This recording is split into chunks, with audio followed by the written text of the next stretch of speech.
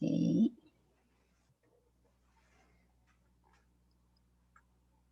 Okay, so my watch here shows it's 10 a.m. Singapore time, so let's start. Welcome, everyone. Welcome to National Geographic Learning's second Best Practice webinar. So we are both live on Facebook, and also we have more than 360 teachers in the Zoom webinar now, and there are more teachers joining in. So in this session, we are going to use some polls and also chat for our interactions. So especially for teachers who are in this Zoom webinar, please do remember to set your chat to all panelists and attendees so everyone can see your messages. All right, so now for those who are watching live on Facebook, our presenter will not be able to see your comments, but my colleague, Will Lashit, will be monitoring there. So please also take part and answer questions in the comment on Facebook. Now I'm going to introduce our speaker today, Camilla Lesky. Okay, Camilla has got over 25 years teaching experience, and she has taught a wide variety of English learners from young students to mature adults.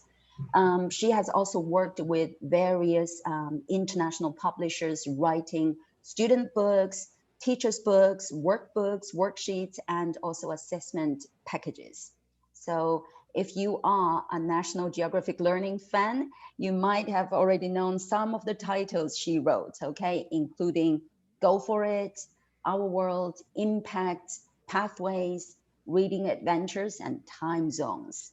So thank you very much, Camilla, for being here with us. And now I'll just hand it over to you. Okay. Thank you, everyone, for joining. It's been so exciting to watch in the chat box and see how people have come from many different time zones, many different countries and continents. And I'm glad that you're here, and I'm excited to share how we can develop students' independent thinking and also their global citizenship, all while we're teaching English. Before I start sharing some of the activities, I want us to just think for a minute, why do we want our students to be global citizens? As a researcher, an administrator, and most of all as a teacher, I've heard a lot of different answers to this question. But certainly one idea that comes out a lot is the fact that we want our students to be prepared to go out into society. We want them to be able to get the job that they want, to have the skills, the knowledge, the information, to be able to succeed in the jobs that they have. So what I'd like you to do now is think for just a second, what kind of skills are involved in workplace success? If we're going to prepare our students for jobs, they need to be able to succeed, right? So on this poll, please choose one of the three options that are here that were found in a study to be important for workplace success. This study looked at people across a large international corporation. The study looked at people in management, in support, in places like technical areas like computer programming. The study examined not only how long it took people to be given more responsibility, to give promotions, to get bigger projects, but also the study looked at how people were evaluated by their peers and how they were evaluated by their supervisors. So it was a quite large study, and it was fairly significant because a study like that had never been done. And I can see that almost all of you have chosen communication, and that's exactly right. As teachers, we are probably not surprised by this result. The study found that communication is a key difference in people who are successful versus people who are wildly successful.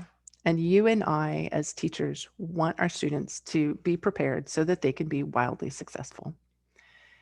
Another aspect of this study found that not only communication, but also the ability to understand others' viewpoints is very important. That if we don't understand others' viewpoints, we're going to have more chance of miscommunication, something that we know as educators to be true. A third aspect of success is problem solving, according to this study. And I'm going to be drawing in these three aspects of success throughout this webinar because I think we all want our students to be well prepared. And also because these three aspects of success really reflect the society we live in right now. Right now, our world is very interconnected, more than ever before. It's also very intercultural. If you have an idea that you'd like to share in the chat box of how our world is interconnected or intercultural, feel free to share that. I would suggest that this webinar is a perfect example. There are people in different time zones, different countries, different continents. At the same time, we've all come together with a common goal. We care about education. We want to be good teachers. We want to give our students the best classes possible. So we are interconnected in that way. We're also connected because we use English as a way to teach our classes. And we're teaching our students English because it's become a lingua franca, an international language that allows them to communicate with people all around the world, just like we're doing right now. Considering that, I'd like you to, on this poll, choose what % of the world speaks English according to the World Economic Forum. These percents are pretty close, so it could be a little bit difficult. But what I think we recognize quickly is the fact that these percents don't represent people who have a very fundamental understanding of English. We know that ministries of education require students to study English.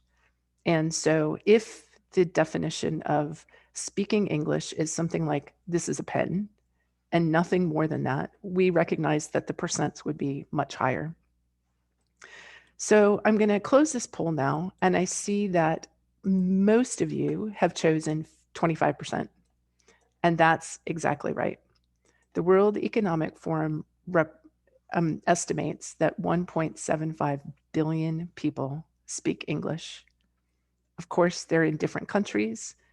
They're using English as a first language, as a second language, as a fifth language. This represents the interconnected, intercultural way that we can use English. It's a tool for communication. It certainly for a long time has not been a language that is only being used by native speakers. We all know that's true. So our students are going out into this interconnected, intercultural world where they can use English to communicate and interact with people from around the world. At the same time that they're using English to speak, they're also using it to write and to read and to listen, which is one of the reasons that we continue to always teach those skills. One of the ways that our students are using English is interactions like texting, emails, notifications that are coming in. And I'd like you to consider how many emails the World Economic Forum thinks are going to be written each and every day next year. These numbers are huge, 160 billion, 320 billion, 480 billion, particularly when we consider that the world has 7.5, 7.6 billion people. And you and I know that babies don't write emails. People who are 92 probably don't write as many emails. So these numbers are amazing. They represent, of course, emails that are not being written in English, but they certainly reflect the fact that communication is so important for our students. And there was a lot of division in how many emails are going to be written. The answer is 320 billion, but I imagine that that number is going to continue to go up year by year, just because English is so important. These emails also represent the complexity of the communication that our students have to deal with. As they're writing emails, as they're receiving emails, they need those problem solving skills to prioritize their time, to do time management, to think about things like, do I need to read every single notification coming off my social media? Do I need to pay attention to my phone that's pinging right now? Or should I maybe get ready for my test in 10 minutes? These are skills that we can and continue to incorporate in our classroom so that students have the opportunity to develop those skills. Those are lifelong skills that are going to help them not only in our classroom, but as they continue after when they continue outside of our classroom. Sorry. So not only is our world complex with all kinds of intercultural communication going on, and students are receiving all kinds of notification that they have to learn to deal with, but at the same time, our students are going out. They're getting information. That's something they've always had to do. But what's changed is that there's more and more information. So our students can search something on the internet, and within less than a second, they can find 321 million hits. Can your students quickly discern which ones they should look at and which ones they shouldn't look at? My students need those skills to decide how many resources are enough, which ones are reliable. Those are actually skills we've always taught in the classroom, but they've become even more important because knowledge is increasing, information is increasing. When our students find 321 million hits, they need to be able to handle this. And I was actually surprised that one of my students, who's more advanced and had a lot of experiences with writing papers, was overwhelmed recently. She had all these books and all this information. She was looking at it and she said, I have to read everything. But she didn't. And it made me once again realize that our students need to be reminded that there's all this information out there, but they can't read everything. They need to understand, they need to feel comfortable with the amount of information that they've gathered. Even experts in the field are always learning new things. And just like experts, we need to help our students think about the fact that they can always keep learning new things. So our world is very information rich, it's very complex, it's very intercultural, it's very interconnected. So when we think about these things, it's not surprising that that large international corporation study found that communication, the ability to understand others' perspectives, and problem solving are important aspects of workplace success and actually success in our classrooms. What's exciting is that models like the OECD, the PISA model, very clearly brings this all into their framework for global competence. If you look at this model, you'll see that on the outside, knowledge is there. Of course, our students need knowledge. If they don't have knowledge, they're already behind. They need knowledge, but knowledge in and of itself, by itself, is not enough.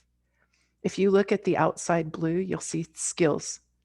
Our students need skills like problem solving. They'll need they need problem solving skills. They need time management skills. They need the ability to accept the fact that they're not going to have every piece of knowledge, but they need to move forward. They can't spend 15 hours reading one book for one sentence in a report. At the same time, this framework shows us attitudes. And attitudes are important when we think about that large international corporation's results. That if we don't have an attitude that we want to try to understand other perspectives, we probably won't.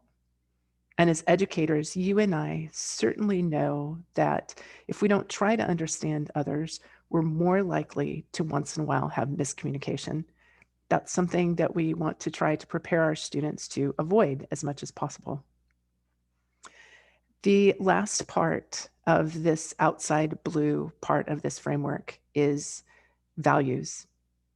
And our students very naturally can sometimes feel overwhelmed when they're learning new cultures. So, what we want to help them do is realize that cultures in and of themselves are not right or wrong. They're just different.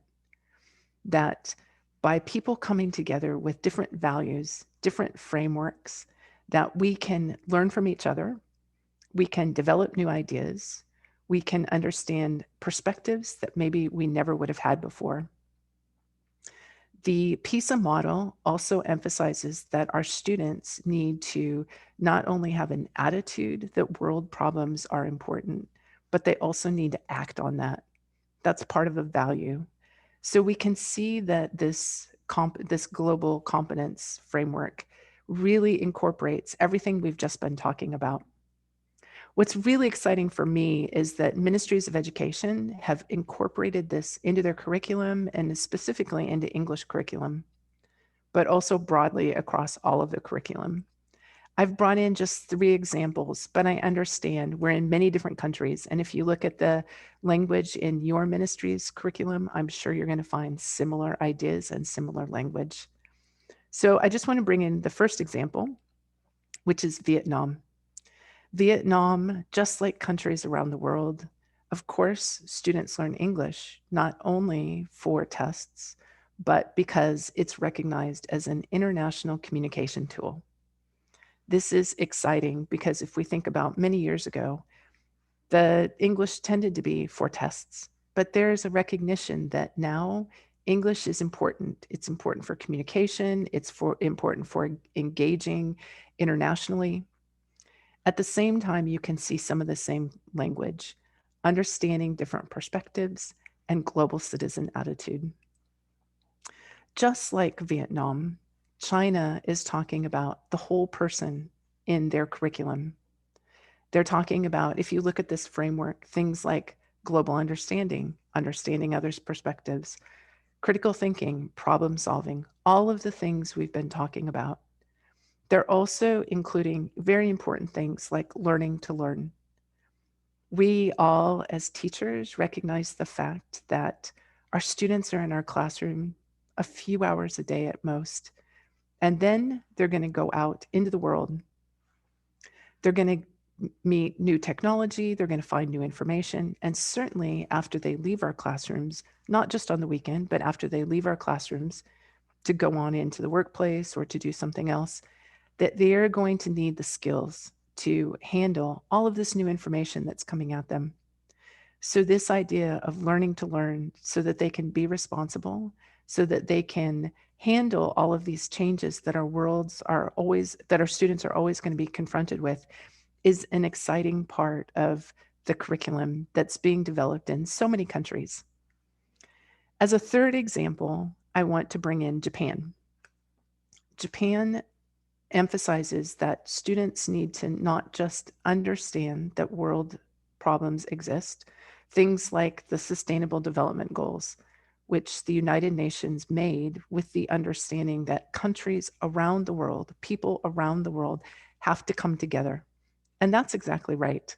We all need to work together.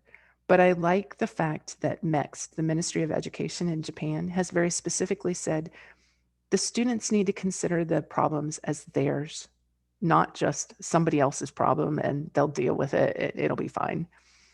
When we're going to get our students involved and have an attitude that they want to change things, having them think that it's their problem, like world trash, plastic, that's going to incite them to do more activities, to be more engaged in trying to change those problems. At the same time, you can see the same kind of language repeated again. So considering these things, I'm going to start talking about the activities. The activities all focus on global citizenship and helping our students develop independent thinking, which is so important. The activities are sort of divided into 2 different aspects: developing skills and helping students understand perspectives. These are aspects of what PISA and the ministries of education emphasize. They're also important if we think back to that large international corporation study, that students need skills like problem solving, and they also need to understand others' perspectives. All of these skills help our students develop their English, and at the same time amplify their ability to communicate across cultures, because this is what they're going to be doing in the future. And they're already doing now. Even students who are in elementary, if they get onto the internet, they're probably communicating with people around the world. They're certainly reading different web pages or things like that. So I'm going to start with some activities that focus on skills. And I'm specifically going to focus on activities that develop students' critical thinking and their creative thinking, because those are aspects of problem solving. We use critical thinking to identify there's a problem. We use creative thinking to brainstorm new ideas. But then we have to go back to critical thinking to evaluate those ideas. We have to think like, oh, well, that was kind of a nice solution, but it's going to cost $10 billion and take 10 years. So maybe we shouldn't use that idea. So the ideas are going back and forth between critical and creative thinking. Also, my students love it when I've got critical and creative thinking in the classroom. And I'm sure that just like my students, your students are already getting exciting ideas, ways to increase their critical and creative thinking. So I'm going to start with critical thinking. And I'd like you on this poll, if you're in the webinar, not watching on Facebook, to tell me which activity is not part of critical thinking. As I've talked with people in various capacities, I found that there is sometimes confusion about critical thinking because it's so broad, because it involves so many aspects of our life. But critical thinking in its most basic form is asking why, trying to understand something a little bit more deeply, trying to understand the why. And I can see that so many of you are choosing accurately, of course. You're all amazing teachers with a lot of information, that judging one culture as better than another is not part of critical thinking. I'm mentioning this here, as I briefly did a minute ago, simply because it's so easy for our students when they start learning about other cultures, when they start learning about other people, to maybe be uncomfortable. When we're uncomfortable, we tend to resort back to what we know, my culture. So my culture, because I feel more comfortable, must be better, right? But cultures in and of themselves can't be better. Ideas like how to solve world hunger can be better or worse, but cultures in and of themselves cannot. So when we see our students saying things that sort of imply that maybe they're making a judgment call, we have to very gently and carefully say, cultures are just different. They're not better, they're not worse. Another way that this happens with students is the fact that they want to be number one. That's human nature, that we want to be number one. And so we might resort to judging a culture. But we can be careful about this. We can help students realize. And that's another thing I'm going to be talking about throughout this webinar. You'll see that as a theme in a lot of these activities. So critical thinking, as you know, is all about analyzing and evaluating and developing solutions, particularly analyzing and evaluating. And I've brought in an activity that literally takes 1 minute. In our classrooms, we are so fortunate to be able to bring in all kinds of amazing information. Our students can learn about cultures, they can learn about other people, they can learn about ideas that they might not otherwise be exposed to. So when our students are reading something about, for example, Mayan culture, and they're looking at this beautiful photo and they see that it's in Guatemala, do your students know where Guatemala is? Feel free in the chat box to say yes or no. If you're in Asia, like I am, your students may not. In fact, I see so many people saying no. You know what? My students don't either. If you're living in Mexico, where I saw some people are, Peru, some of those places, it's a little closer. So maybe your students know. If you're saying no, no problem. This is a teachable moment. This is a way for our students to learn more about the world. So Latin America, yeah, nice. One thing we can do is bring in a simple map with ABC. So we're asking them to use critical thinking based on what they do know. Where might it be or where might it not be? So some people are guessing in the chat box. Yes, feel free to share a guess. I see people are starting to choose different answers. If you define Central America as part of South America, then you're going to choose B. This is a little bit tricky. But if we call Guatemala as part of Central America, then the answer is going to be A. But I see nobody has chosen C, which is exactly right. So even if we just help our students realize it's not in Africa, that's a step forward. So this is a very short activity, but we can expand it just a little bit.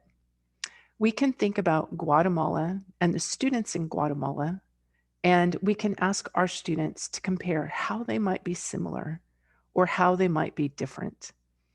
So, for example, what kind of things could your students brainstorm in ways that Guatemala, the students in Guatemala, specifically Guatemala City, might have lives that are similar or different? Guatemala City is sort of on the same latitude as the very southern part of China, as Hanoi. So, all of that area in there. If you're in Hokkaido or you're in Beijing, the weather is one idea, and it would be kind of different than the students in Guatemala. In Guatemala City, around the year, the average temperature is 15 to 27 or 32 degrees Celsius. That means we can ask our students, do you think they've ever seen snow if they haven't gone to the mountains? The answer would be probably not, if the average low temperature is 15. So we can ask our students to use a little bit of critical thinking and think about other ways that students in Guatemala City could be similar or different. We could ask them to think about crops. We could ask them to think about food. There are many ideas that they can bring in, and they're using critical thinking. As they make guesses, if you don't know whether or not they're true or false, you can have them use their device and very quickly check. But another thing you could do is ask the students to research outside of class and bring that idea into the next class as an icebreaker to get going. This allows them to review that amazing reading that we had. And at the same time, it allows them to share a little bit of global understanding, global culture. So the students can give some quiz question that could be true or false. It could be A, B, and C. For example, as I was preparing for this webinar, it took me less than 30 seconds, but I found out that in Guatemala and in China, a lot of corn is grown. So students could, if they guess that there are similar crops, they could just make a quick question.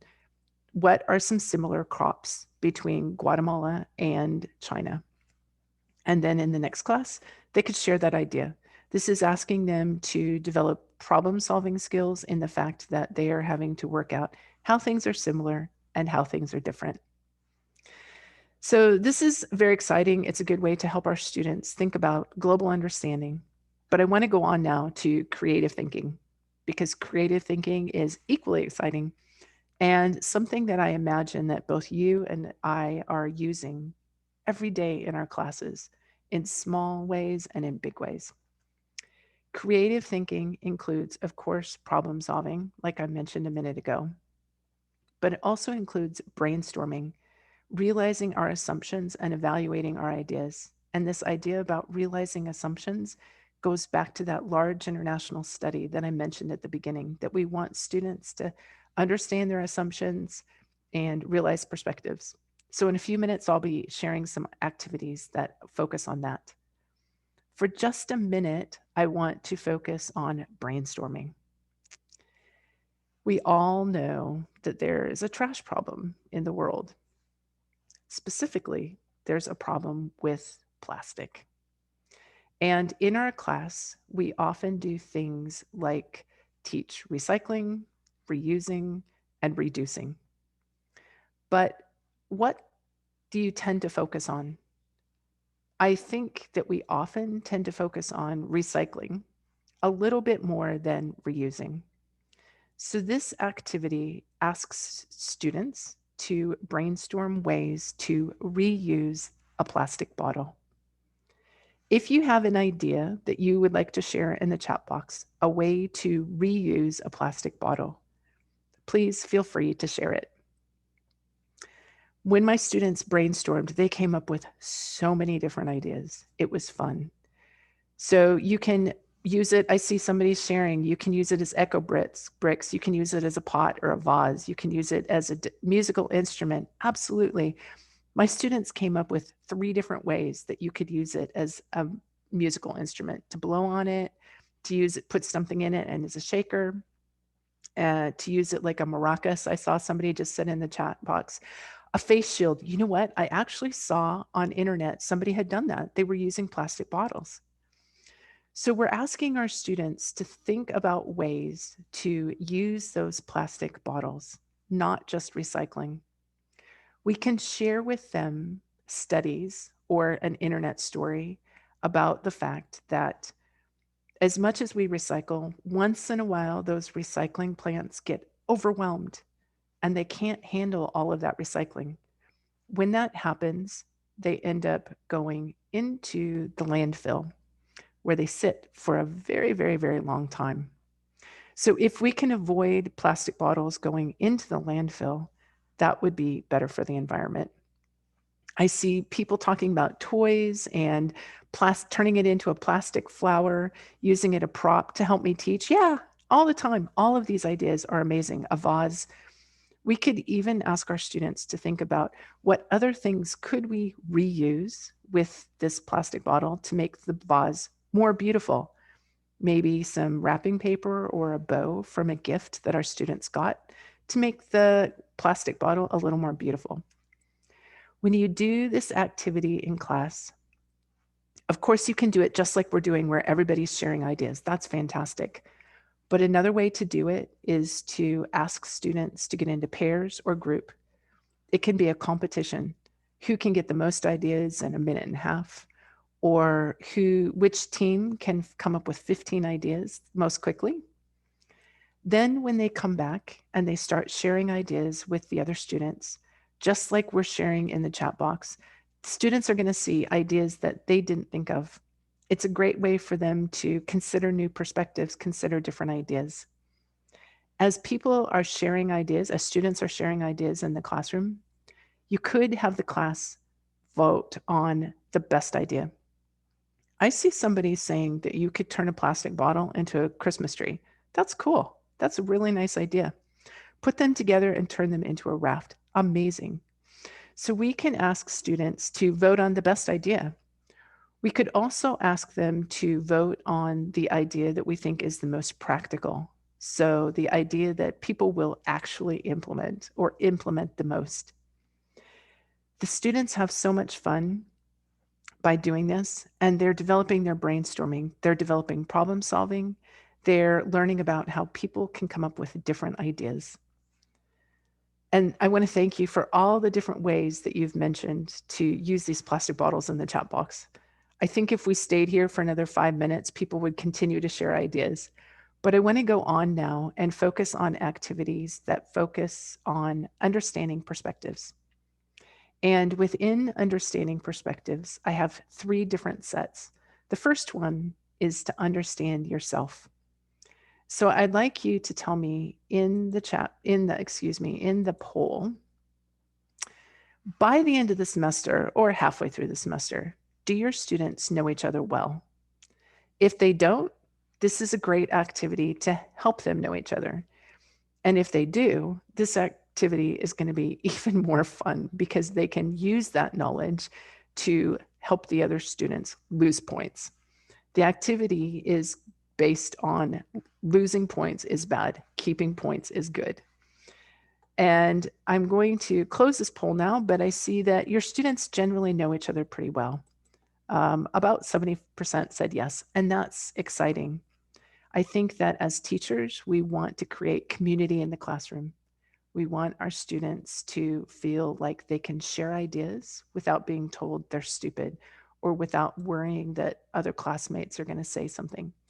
So if they get to know each other, hopefully that's a good way to create community. So I'm excited to see that 70% of you have said they don't know each other well. If you said no, that's okay too. There are some situations that make it difficult. If you're teaching a class of 150, your class's students are going to get to know each other. A few people, but probably not the whole class. 150 is very hard.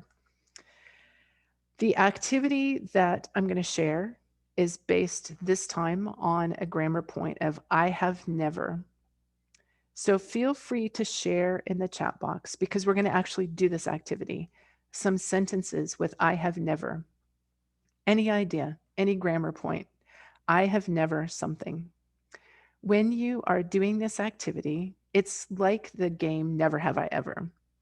And when you're doing this activity, you can use a lot of different grammar points, but you need to choose a grammar point that allows students to divide themselves into one of two groups. I am, I'm not. I can, I cannot. I want to, I don't want to. I used to, I didn't used to. So I have never is easy to divide students, right? I have never, I have.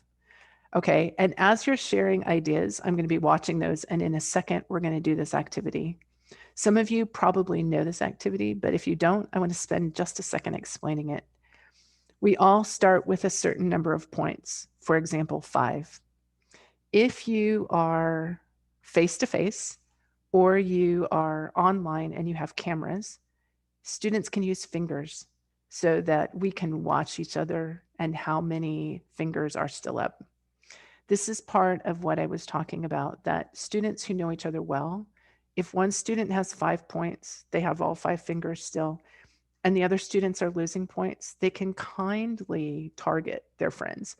Usually it's not cruel. We do have to be careful about that, but we can definitely the students can definitely sort of help their friends lose some points. So we all start with 5 points and the students take turns making a statement. So as they make the statements, they either lose a point or they don't lose the point. If I say, for example, and I saw some people share this in the chat box, I have never been to the Lantern Festival. So if you have the same opinion as me, you've never been to the Lantern Festival, you don't lose a point. But if you have been to the Lantern Festival, first of all, lucky you. I wish I had. It's on my bucket list now. You're going to lose a point. It's a trade-off. You've had this great life experience, but now you're going to lose a point. Sorry. So the game can finish whenever you're done or when everybody's lost, or when one person has lost 5 points. So let's give this a try. Okay. So I see you're going to start with 5 points and we're going to say, somebody said, I've never been to Korea. So if you've been to Korea, you're going to lose a point. If you've never been to Korea, you still have 5 points. Okay. Somebody said in the chat box, I've never eaten raw fish. Okay, well, I live in Japan. Of course, I've eaten raw fish. So I'm losing a point. I'm down to 3 now. Some of you may have never eaten raw fish, so you could still have 5. You might have 4 or 3. Okay. Let's see. Let me go back just a second. I have never flown. Excellent. Okay, some people have never flown. A lot of my students have never flown. If you've never flown, you don't lose a point. But if you have, you lose a point. So let's see. I'm going to say 2 more. I have never participated in any canyoneering activities. So something outside, probably very kind of extreme sport kind of thing. So if you've done those sort of things, you're going to lose a point. One more. Let's see. I have never been to a Buddhist temple. Okay, that was very interesting. I have. So it's possible that somebody has lost all 5 points. So in the chat box, could you tell me how many points you have left? Even if you are online and your students don't have cameras, you can see that we can easily do this without cameras because we can share in the chat box. So I see some people have 5 points left and some people have fewer, 4. Okay, so we could continue.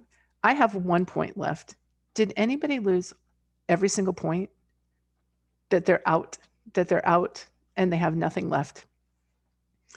Okay, good. So lots of different ideas. Oh, some people are down to 0. Okay, fantastic. That means you have lots of life experiences. I love that. When I do this activity, I always make sure that I play. I have more life experiences than other students, and we don't want students to feel bad. So I'm always usually the first one that runs out of points, and that's okay. And if you have 5 points, that's okay too. The point isn't really to win this game or to lose this game. It's that students are going to practice vocabulary, they're going to practice the grammar point. And at the end, like right now, what we want our students to do is reflect for just a minute. If you don't have time in class, you can use an end of the class reflection form. This is something that I do to help students think about content. And since coronavirus, I've started using it more to understand problems students might be having with technology or problems students might be having with homework. I've also used it to make sure that the students have mental health. So if students are struggling with something, maybe I try to contact them outside of class.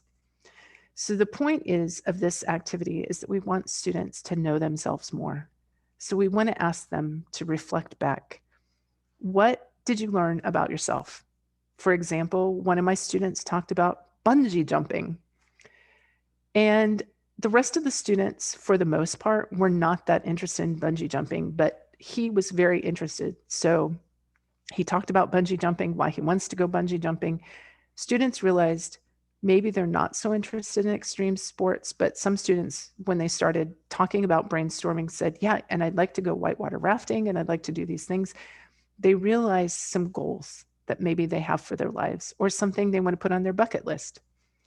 If your students are like my students, they probably have kind of vague goals. My students say, I want to travel. But when I ask them, where do you want to go? They don't really know. They want to go overseas. Okay, great. So there are over 190 countries. Where do you want to go? I don't know. I just want to go overseas.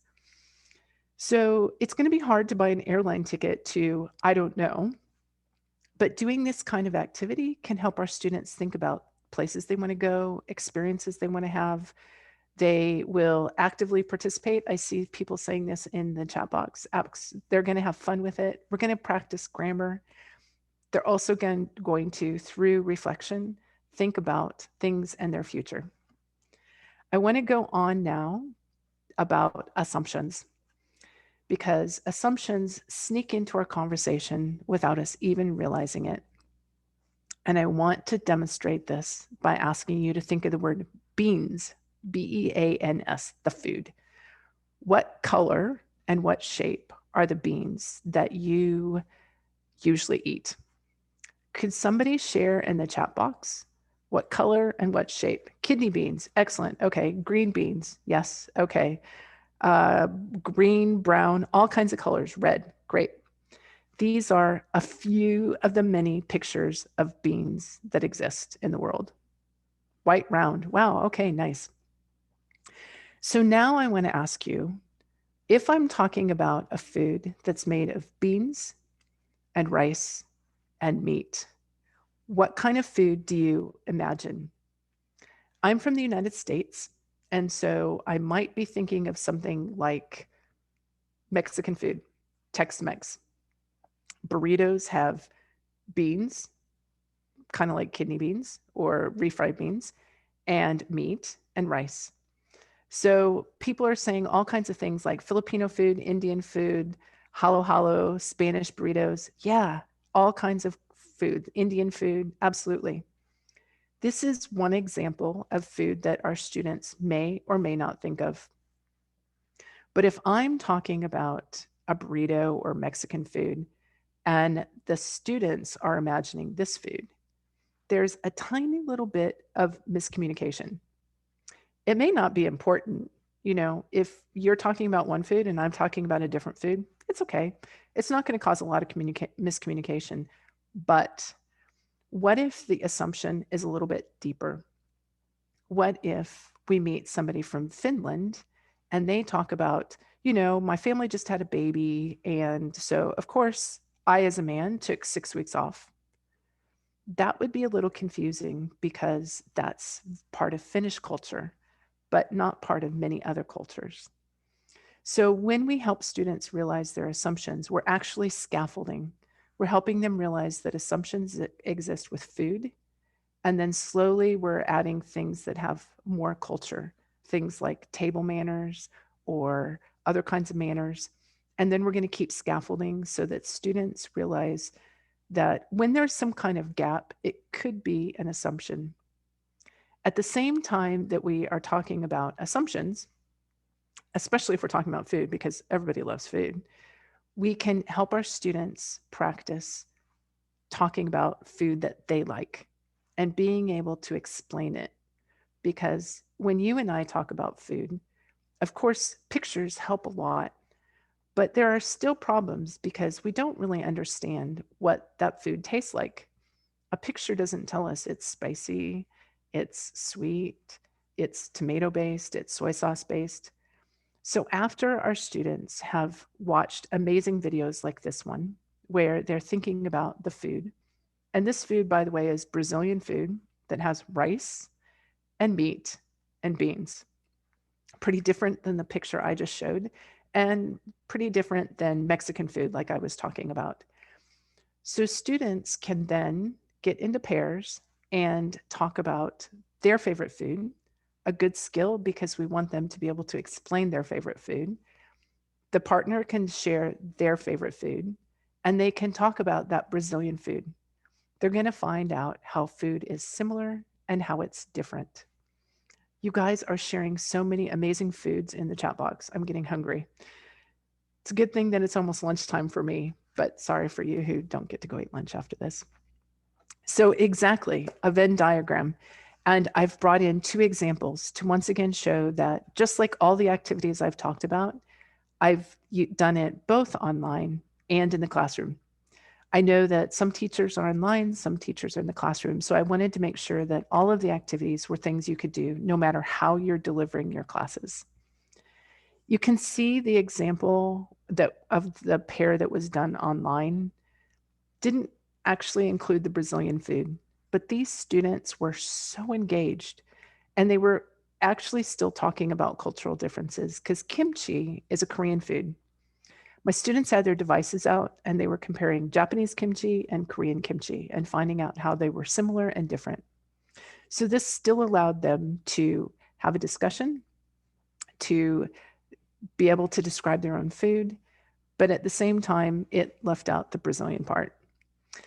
What I like about the example that was hand drawn by students is that students realized that some Japanese food, like takoyaki, has almost nothing in common except for water. But other Japanese food has more in common with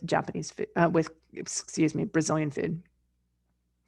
So again, the students have started to realize some assumptions, but specifically, if we again give them one little question, or we ask them in a reflection form to consider, what did you learn? How can you apply this to future communication? When I asked my students to apply this, they talked about things like the fact that they realized that even food has assumptions, something they'd really never realized. One of my students commented on the reflection form at the end of class, I thought Brazilian food and Japanese food would have nothing in common because Japanese food has rice, so they didn't realize that Brazilian food has rice. They also talked about the fact that they thought that Brazilian food probably wouldn't have fish. Well, the example they're looking at didn't, but they weren't really focused on the fact that a lot of Japanese food actually also has meat. So they realized that there are similarities that they hadn't considered. This is a great way to help our students realize that people are people, that there are foods that are similar, and of course, there are foods that are different, helping them with their understanding of different perspectives and also realize their assumptions. So I want to go on now to the last set of activities, which is focused more on perspectives. The perspectives are deeper in our conversation. They're like how we make choices. So, for example, I care about time more than money, or I care about my family more than a career. If you ever want an amazing example of somebody who chose their family over their career, you can use an astronaut from the United States who had an opportunity to go to the space station, but instead decided to give that up so that he could stay home and go to his daughter's wedding. It's an amazing chance of it's an amazing chance to go to the space station, and his perspective was that family was more important. Another fantastic way to teach perspectives is to use a video like this.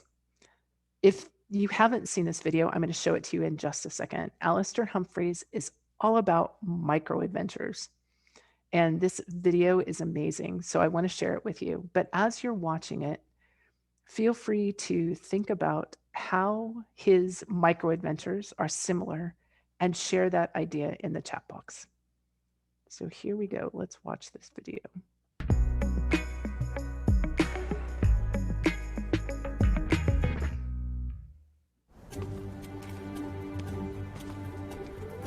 Alistair Humphreys is an explorer. He loves adventures. He says people don't go on adventures because they think they're difficult to plan. So I thought to myself, what if you make it easy? What if you make it so small, so short on your time, that really there's no excuse not to get started? What if you have a micro adventure? To show that you can have an adventure anywhere, Alistair and his friend thought of a boring activity they could do. They went to a big highway around London. They walked on the paths next to the highway in a big circle around London. They walked through many small towns. They had a great time. And Alistair showed that you can have an adventure even in an ordinary place.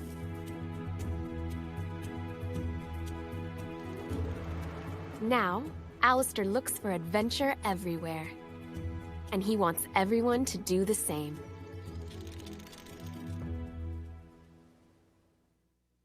Okay, did anybody find anything that was similar between his various examples of micro adventures? My students and I find that video very inspiring. It's amazing. But one thing we can do is ask our students, would this be a definition of your micro adventure? Would this be the example that you would choose of your favorite micro adventure? My students weren't so sure about this. It looked a little hard. They weren't so sure. We can ask students to think about his different examples. So all of his examples, as somebody has just said in the chat box, include exploring the world and learning about being outside and doing things like nature, exploring nature. Absolutely. You know, he's outside biking, he's walking outside. One thing that I love about this video is that he said, we tried to choose something boring, but we still enjoyed it. So I see people saying things like he's traveling by human power, no motor vehicles. Absolutely. So one of the questions we can ask our students is what, after we've realized that there are lots of commonalities between them, is according to his definition of micro adventures, because it might not be the same definition as yours, but according to his definition, how is this good for the environment? As somebody said, he's using human power. He's not using cars. He's not using planes. So students are thinking about that. I see people saying, you know, he's out in nature. He's a naturalist. Absolutely. Another thing that my students came up with, it was very culturally focused, was that there's less carbon footprint. Yeah, exactly. Thanks for sharing that. One of my students said, you know, in Japan, just like in many Asian countries, students, when they go out on a trip, have to, or they want to, or they often do, bring back small souvenirs for their friends, for their family, if they have a part-time job, for the people at the part-time job.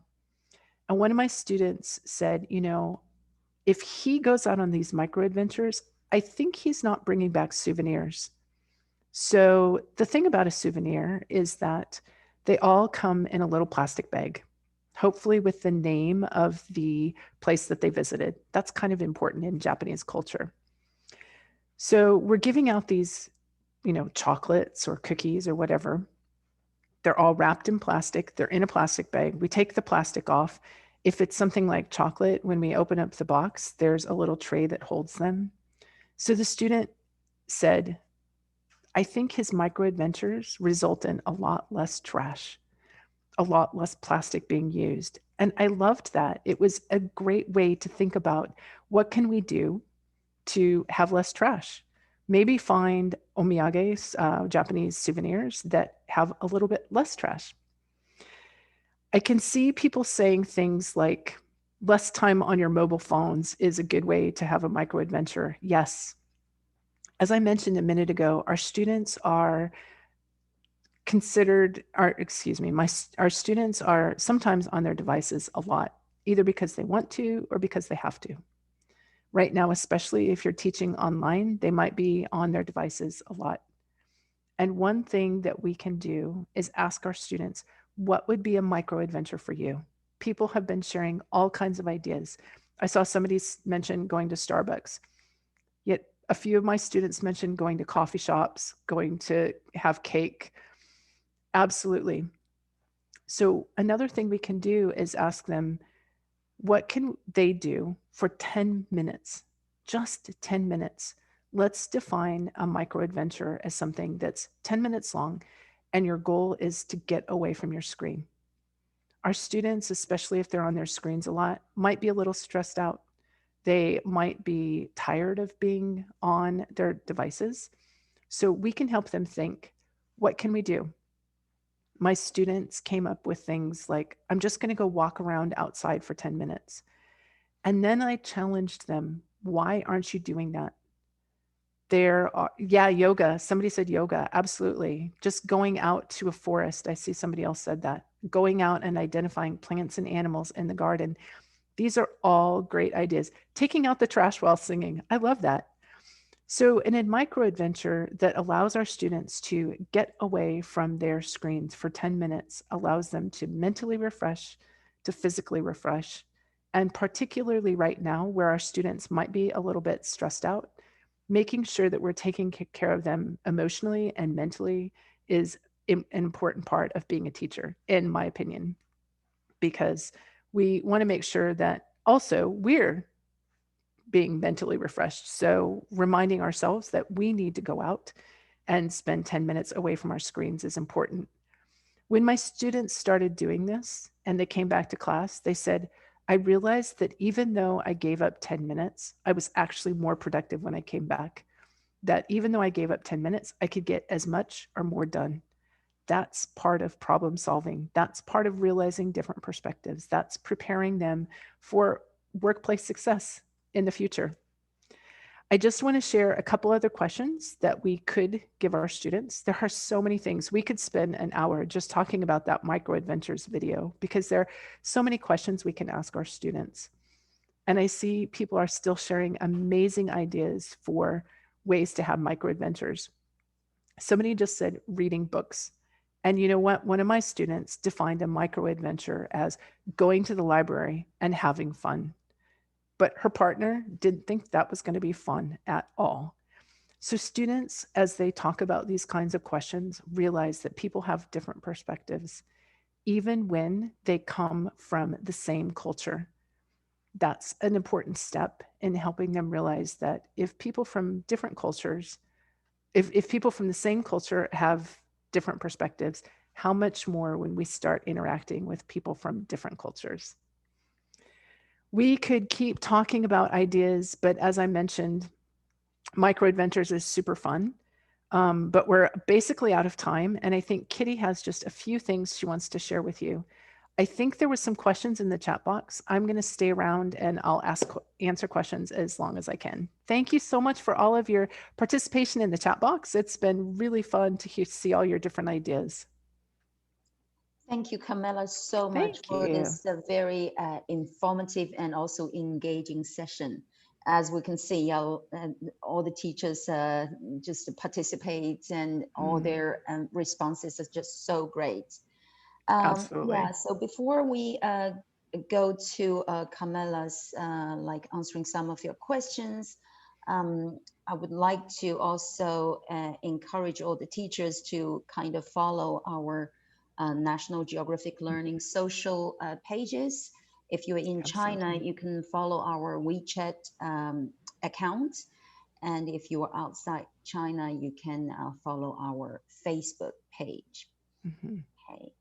Can you go to the next slide? And lots of teachers are asking about the e-certificate. So for all the teachers who registered, okay, and if you join this webinar, you will get a thank you for joining us email tomorrow, where you can see we have a link to the recording of this session, and also a link to an online survey. And at the end of this short survey, you will get access to your e-certificate. Yeah, and this is how it looks like, okay? The certificate for your for this session. Yeah. Also, if you want to know more about our webinars, you can go to our National Geographic Learning Asia webinar site, so ngl-asia.com, where you can see like all the upcoming webinar information. And also, Camilla, can you help me? Yeah. Yeah, if you miss any of the sessions, and then you can always watch the recordings of all previous sessions. All right. So if you like Camilla's session today, don't forget to join another webinar session 2 days later, okay, by our teacher trainer, Andrew Tiffany.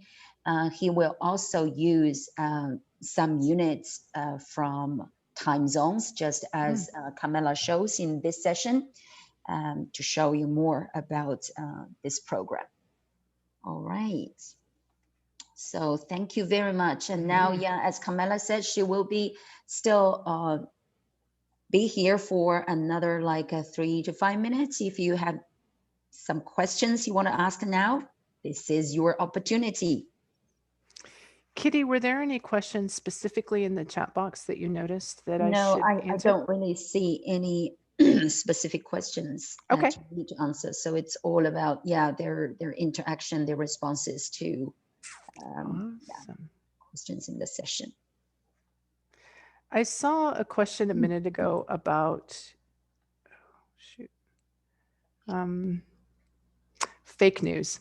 I saw a question about fake news and how we can help students. That's another example of where students need problem solving, because there's a lot of fake news out there.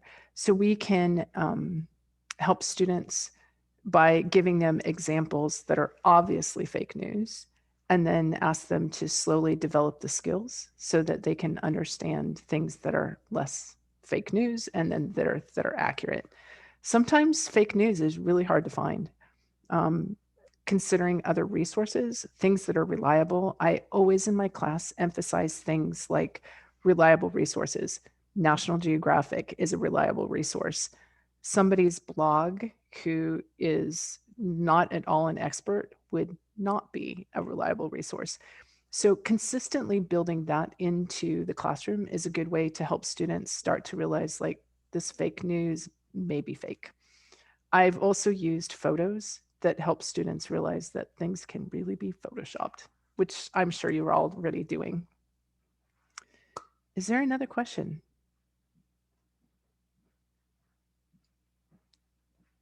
How can we help students overcome mental fatigue in this new normal?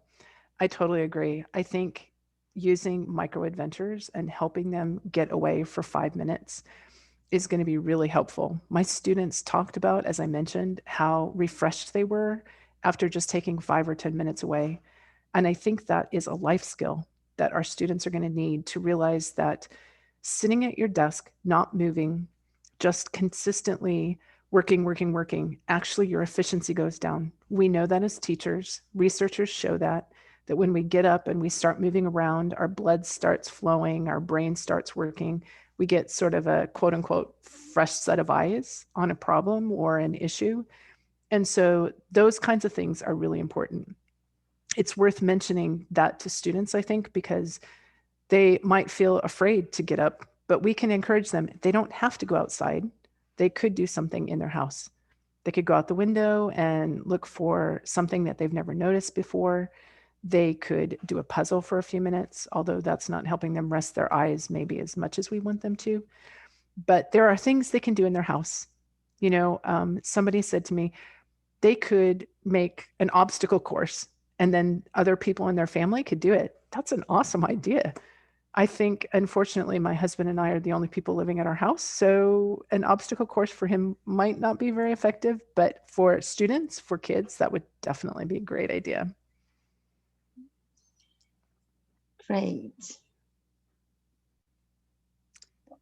I see how do we contextualize things. And I think the textbook in the National Geographic Learning is an awesome source in terms of the contextualization. Not only is there contextualization within the student book, but the teacher's edition, especially with time zones, has all kinds of information, gives you information about the photos, gives information about the content. So that is a great way to contextualize things. It is also a great way if you want to make a little quiz about